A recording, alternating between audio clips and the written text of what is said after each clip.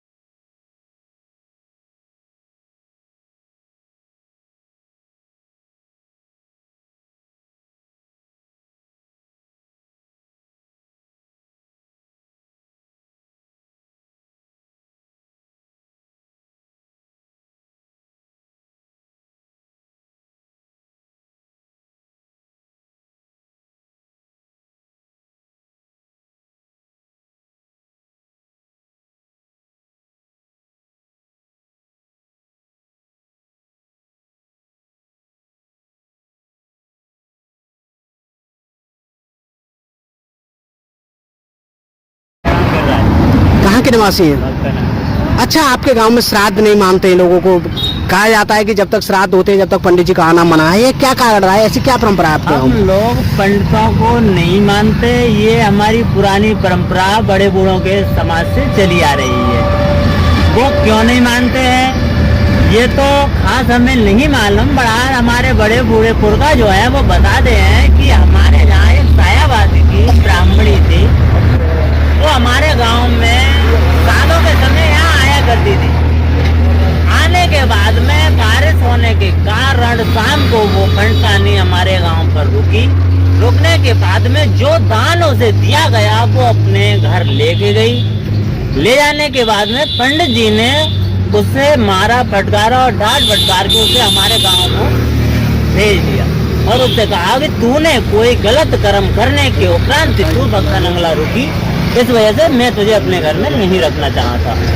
वो पंडानी हमारे गांव आए। गांव आने के बाद में उसने पूरी डिटेल अपने पति की जो हुई थी वो हमारे गांव के बड़े बूढ़े पुरखों को लिए बताई और वो बताते ही बताते अपना दम तोड़ गई और वो कह गई थी उनने की मार दिल। पहले तो उसने कहा था कि इन पंडितों को किसी भी हालत में बूझना ही मत, लेकिन जब हमारे पुरखों ने कहा था उन्हें कि बिना पंडितों के हमारा कोई काम नहीं होगा, त्रायमान करने लगे, तब उन पंडितानी ने कहा उन्हें कि मानो लेकिन 16 कनागत किसी के लिए भीख भिक्षा प्योर पंडित। मोहकम कहाँ के निवासी हैं?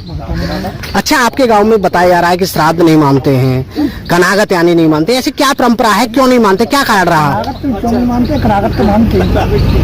अच्छा, पंडित को कागज नहीं खवाएंगे, कनागत कनागत सब मानेंगे, एक पंडित को नहीं खवाएंगे। पंडित को नहीं खवाएंगे तो कागज पहले पंडित को ज्यादा मानते हम, तो पंडित जी है नहीं, पंडितानी बुला लाए, उनको कागज उन्होंने पंडित जी ने निकाल के बाहर कर दी। तो उन्होंने ये अपराध सही कर पंडित को, तुम कागज मेरे कागज कहना मानो, तो कागज पंडित को मत खवाना।